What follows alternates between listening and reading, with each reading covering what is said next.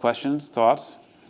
Yeah, so we had somebody come into the office, and they did a lot of trade show support, and they were kind of bringing a VR experience to trade shows. So kind of take that brand experience and have somebody experience it when you're sitting in a room with 100, 200, 300 other vendors. So it was certainly not, to this level here, but I thought that was a really good entry point to kind of get started.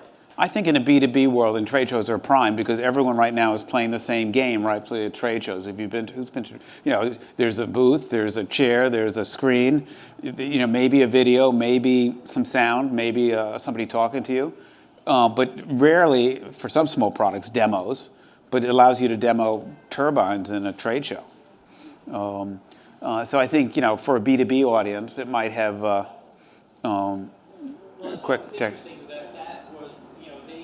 That was the first experience I had with VR, and it was probably about a year ago, and it kind of started at the bottom. It didn't come out at, spray this to your face and put sun on your face, but it didn't start at the top. It started at, right. Hey, let's step into this in a way that agencies can sell this into their clients as a possible avenue for a trade show. So it seems to be much more accessible. Yeah, and I think, part of it is figuring out, I think for most marketers it makes sense to experiment with it, but not everyone has the need to experiment with it at the Marriott level, at the teleporter level. But for them, as a global business strategy, if they're the first chain to crack this, it will be you can quickly see how it's going to be a competitive advantage if you're shopping for hotels. And before you spend a lot of money on a resort, you can actually go to the resort, whether you go into a location or whether you do it on your phone, but some combination. And there's so many others, so cars and other airlines, next time they come out with a new seat configuration on JetBlue, I suspect that, a way to bring it to life might be, sit down in a seat and see what it's like and look around.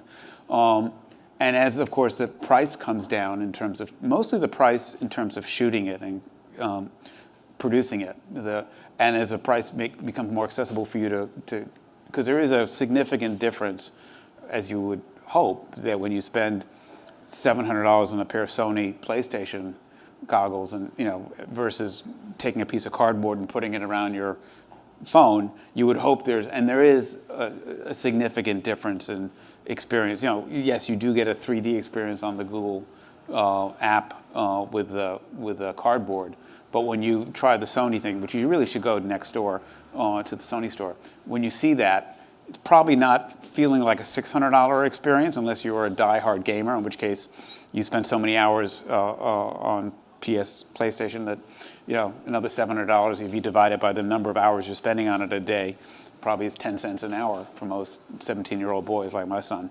But as that price point comes down, and as that makes it more accessible, and as you could just pick it up in a retail setting, and that's another, I think retail is another place where certain stores, if you want to get a sense of what their product is that is more experiential, having it in store to share might be more, or ultimately if they do the magic school bus thing and create a place you can just walk in and look around, as opposed to, because the act of putting on goggles, even if you see them, most people, in fact, when I was at the Sony store, I was talking to the Sony folks, they're frustrated because people aren't coming in to try it. They're looking at the big screen TVs, they're looking at the TV shows, they're looking at the cameras, but there is a natural resistance to actually trying something on, and it's certainly putting on a pair of heavy goggles where you lose sight of what's happening around you.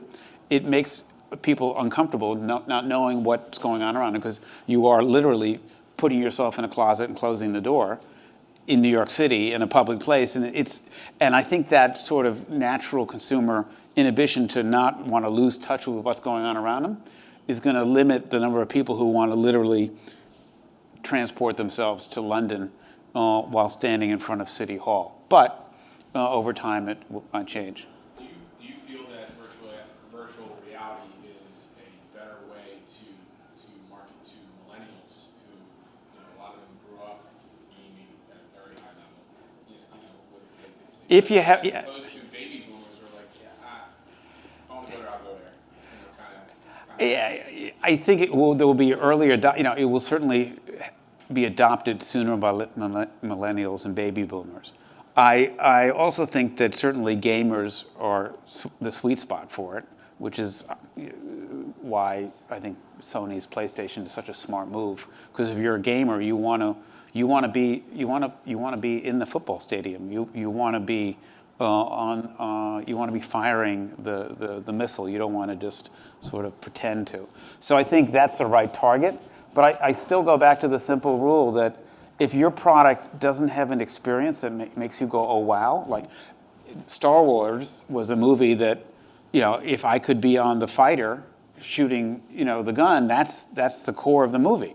If it's a romantic comedy and Disney's trying to tell me to do it in VR, I'm not sure it's going to be. So I think it's going to be very subjective to making sure your experience is unique. And even for Marriott, if they do a virtual reality of the Marriott Courtyard here on 38th Street, I don't think they're going to rent one extra room if you virtually could go into that Marriott Courtyard and see that it's a boring Marriott Courtyard. I think it's only going to be relevant for Marriott at their high-end properties where they have incredible views over London or at the beach resorts. It's going to be for their luxury collection, not for I'm going to Cleveland and I need a hotel room by the airport for $116. Let me go put on my goggles and make sure that hotel's okay.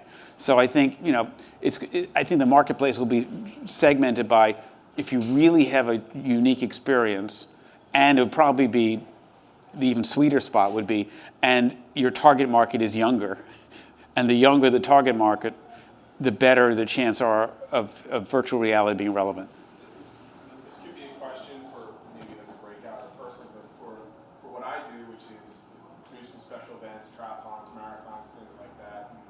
Typically I would go to an agency or something and say, I've got an idea, but we have an event where, we put 2,000 people on a boat, take them way out, and they all jump off, and it's pretty wild. And swim, run, do all that kind of stuff. Now, that would be something that I would love to catch in virtual reality. Going onto a boat, taking them out, jumping them off. What is, from someone that's going to buy, what does that cost? Is it something that's feasible? Or, What, to produce that? Yeah, now you're talking about a $700 PlayStation. I think, that's a pretty good deal. If I can capture half of the emotion of getting on a vessel to take them out to their possible doom, yeah, I'll do it. But who does that? Where would I find that? I mean, there's no one in what I do that is even thinking about doing anything like that. There are a lot of. I think there are two constraining factors. One is how many people are going to have headsets to see it. Right. Well, he said trade shows. I go to a ton to Right. And so that's right. And then the production value is coming down, but it's still pretty expensive right now. So I think Marriott spent $2 million on that production, just on not on the building of the teleporter, just on the filming, getting the content. And that's not on the technology to program it. And so, but compared to shooting with a camera, it's probably 5 times as much. And then there's a curve as to, how good do you have to make it? Marriott wanted to make it incredible so that when you turn this way, it had to be integrated with the smell of the ocean breeze and the mist. And, you could, if you're in a car just looking at the console, you don't need to smell the leather necessarily as you turn around. But I think if you're selling an experience that the more real you can make it, within a year, the price points will start coming down, and you'll find the right combination between, the cost of doing it, and by then, if PlayStation keeps on selling as many as they're thinking they're going to sell of these over time, because if you're just doing it on a cardboard thing, the difference between 3D right now on the phone and the cardboard and the production costs don't take the experience to the same level as the Sony or any of the headsets, because it looks 3D, but it's just like looking at a panoramic picture. You don't totally feel it the same way. Although I thought the other great one, New York Times did a one this year where they went into, I think it was into Syria, and they showed the devastation. And when you actually look around at a city that's been bombed out, it's far more engaging than if you just saw the picture of one pile of rubble in front of you. When you see that one pile and can say, that's not just one pile, it's an entire 360. So I think those, I think for the short term, it's going to be more select uses before it becomes, mainstream. But certainly trade shows and an experience about that if you tell somebody, it's hard to describe until they actually feel it. And if you're selling that, and the more unique you can make that, I think those are going to be the first uses for broad-based VR. So, good point. Yes, sir. How long do you think it'll take the real estate industry to adopt? Well, they're the other one. It's already happening in real estate. I think it's going to be dramatically, because if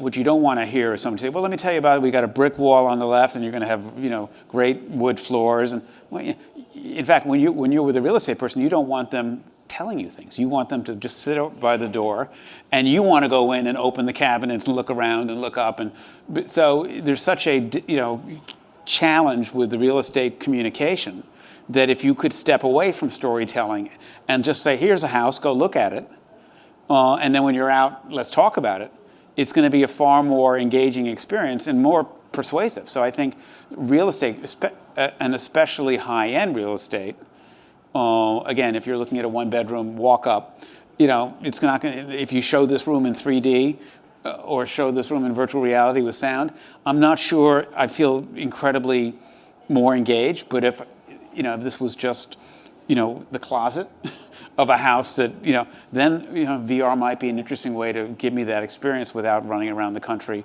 or especially as the global market in real estate. As you know, in New York, lots of real estate on the high end is not bought by people on 28th Street. So I think, again, experience-driven real estate is going to be, after hospitality, probably the closest in. And then B2B will follow that. Because if you're selling something that requires, you to be inside of it, be it a restaurant concept or, a new piece of technology, I think that will be prime for the VR business. Do you have any VR examples from the medical industry, like any hospitals? No, I don't. But as you saw a little bit in the Lockheed, as an education tool, and in medicine, I think there'll be lots. Because the number of procedures performed arthroscopically already, and but I think that's going to be a more technical use of it. But I think you're right. I think ultimately the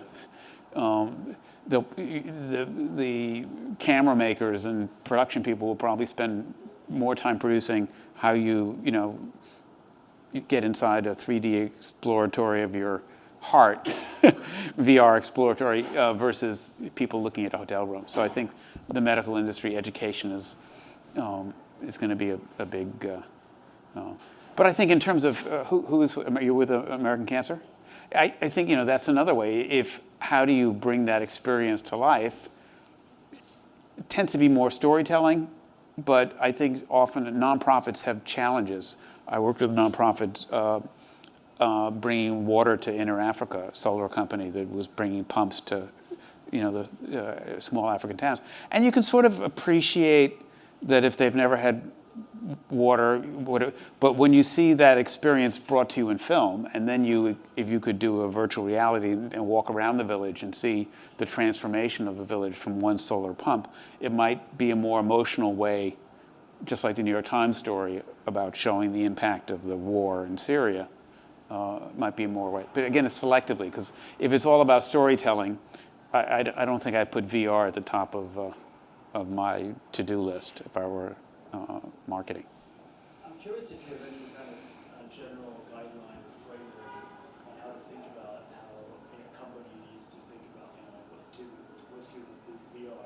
So I think certainly, as you pointed out here, I think the brand should be challenged to think about what's the experiential component of what their brand brings, right? And for American Express, for example, that's actually pretty easy, travel benefits, etc. But I guess even outside of American Express, like we have kind of a framework of thinking about, okay, VR is still kind of at its nascent stage. There's limitations to it. There's reach isn't as wide, but maybe there's also potential in there that you don't want to miss out on. Yeah, I think one, there's companies like American Express or like GE or like Marriott, even if it wasn't in the hospital, can spend a fair amount of money on this because, if they learn how to do it right, even if they're 2 years ahead of the curve, it doesn't matter. And the most innovative companies always take a bit of their budget and assign it to, look, let's explore this. The people that are succeeding now in social media started playing social media before everyone was addicted to social media. So a piece of it, if you're a big company, that's why I sort of applaud GE, that even though I'm not running out to buy a gas turbine or I want to take a virtual tour of a jet engine, I think ultimately in their business, explaining complexity by letting their customers walk through it is going to be a tool they'll need to know how to use. But for the average marketer selling, when I was at Unilever worrying about detergent and soap, I'm not sure that's the most immediate tool because of their experience is not that differentiated. I think if I look what's going on in marketing today, the biggest challenge marketers have is that their product or service is not that different anymore. And even if you have something different that people care about, either the difference between you having it and the other person having it's like that. So in a world where differentiation is on the wane, if you don't have something different, I would argue that investing in a lot of money in virtual reality is not going to make it feel more different. So back to the room here, I don't think if you shot this in VR, it would feel much more different than if you shot this in 3 pictures. But if you do have something unique, like a great property from Marriott, or a movie that requires you to chase aliens, or a car that drives differently and you want to try to do it and most people can't experience it, I think those will be the first marketers to experiment with it. And like gamers, back to what you said, sir, is I think in the gaming world, I can't imagine any 15-year-old wanting to play Call of Duty without VR glasses if they could have it, because sitting there on a little piece of plastic versus being dropped in a combat zone is a difference. It's like being on a flip phone and a iPhone 7. It's going to transform the gaming business for sure, especially as those price points come down. So I don't think there'll be a PlayStation sold without a pair of VR glasses in 2 years, or an Xbox. It's going to be no gamer is going to want to play with that handheld controller anymore. They can just sit there and jump into the river. So, yes. Has anyone used it to save money on commercial real estate, like office space? You could stuff like a lot more employees into a smaller amount of space and have them have really nice ocean view offices. Having been in an office where half my office was on the headphones, there was noise canceling, and looking at a screen that I could be talking to them for half an hour or smacking a baseball bat, and so you're right. I think for people that are looking at a screen all day, there's no point. But I think also in terms of communication, how you get them to look at things in consumer market research, I think that will be another one. One of my favorite things to do is to not read research reports, but to actually hang out in banks and stores and watch people, shop. And you, of course, learn a lot more by observing than if I ask you why'd you buy that sweater, you'll say it was a good price and it's good quality. But if I, watch you in a store and you're reasonably good at it, I might learn more about your shopping behavior than if I asked you. So I think for market researchers, getting a little bit into the virtual reality game so they can really look at what's happening at a store and how the flow of people happen, and because what you think is going on may not be driving the behavior. So I think for offices, I could see a line of people lined up in a dark alley thinking they have an office with an ocean view. We'll have to mist it in. It's a great question. So yes. Sorry. I just wanted to ask, I've never tried this on myself, but I've heard of some people saying that sometimes when they use a VR device, it kind of gives them a headache or it makes them feel nauseous. So do you think that will kind of limit the use of Yeah, it's one, the isolation factor, which, no one wants to not know what's going on around them. Two, if they are good, and if you try the Sony glasses, they are so good that, like a ride at Disney World, you can get dizzy, you can get nauseous.